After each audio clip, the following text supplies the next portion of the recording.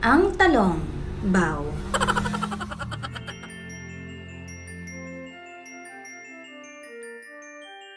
Ho, ho, ho, ho! Merry Christmas!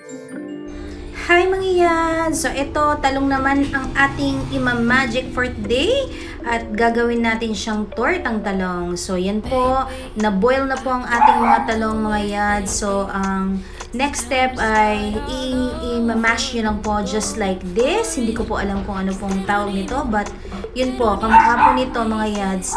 And yung iba, inaalis nila yung balat, pero ako, nakakain naman po kasi yung balat, so sayang po. At saka mag-hold siya together pag nilagay na natin yung egg. So, mas magandang nandyan po yan.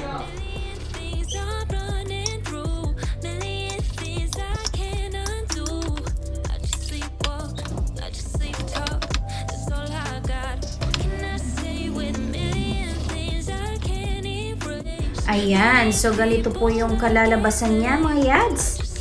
Then of course, eto magpe-prepare na po tayo ng egg. So mga 4 to 5 eggs or 4 eggs na ibibit natin. So let's start counting 1 egg, 2, 3 eggs, dahil W, 3, 4, and 5 eggs. Okay. So let's just beat it like Michael Jackson. Ako lang yata ang natawa. So, we will also be needing tomatoes and onions. So, kailangan lang po natin silang i-peel and i-cut into dice. Ayan.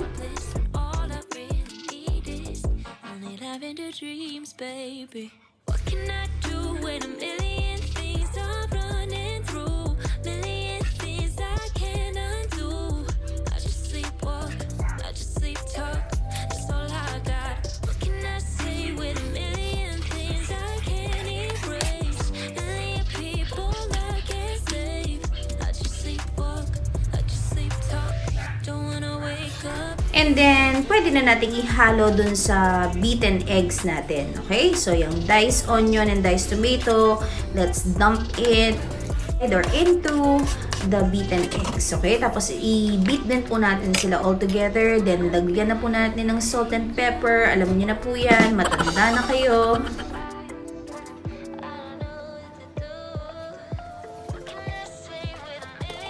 For that umami taste, this is optional pero pwedeng maging permanent sa mga dishes ko kaya baka naman magic sarap.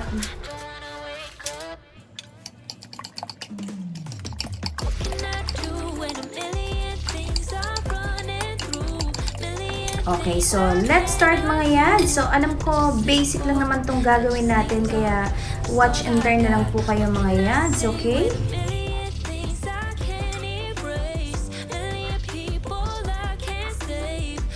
So, ayan, kung napansin nyo, I dumped all the eggplants into the egg mixture.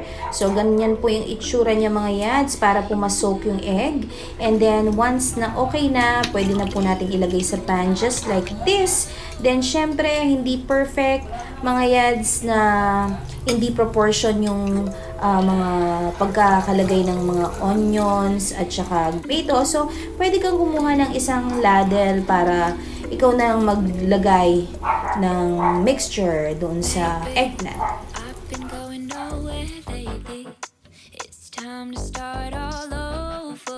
Mga yads, i-lower nyo po yung heat and makakatulong po na maluto yung sa taas or yung upper part ng niluluto natin kung tatakpan po natin. But eventually, ito-turn over din naman natin to so talagang maluluto naman yung dish natin.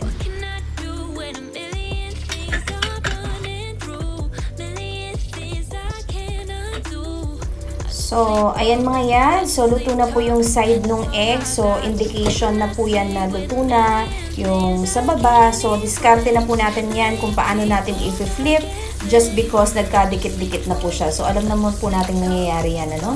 So, much more better kung meron kang spatula para makatulong sa iyo na pag-flip. Pero, meron kasi dahil nadikit na kamukha nito, Flinip ko lang yung niya, yung pangkay.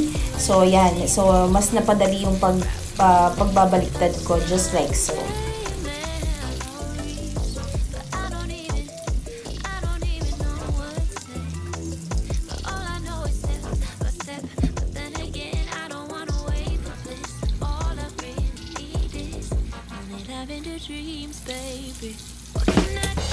ayan mga yads, luto na po ang ating tortang talong. So, kailangan lang po natin siyang alalayan at ilagay sa ating lalagyan.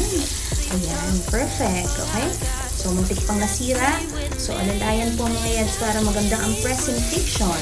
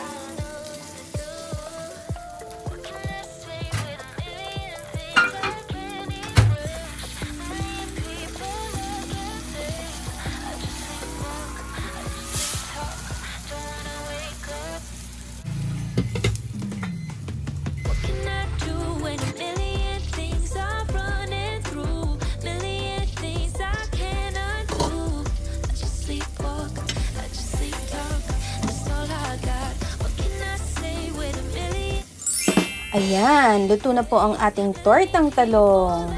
Sana po nagustuhan niyo mga yads. If you do, kindly give this video a thumbs up, like, share, comment, and subscribe to my channel, Mommy G Diary. Till our next vlog. Bye mga yads!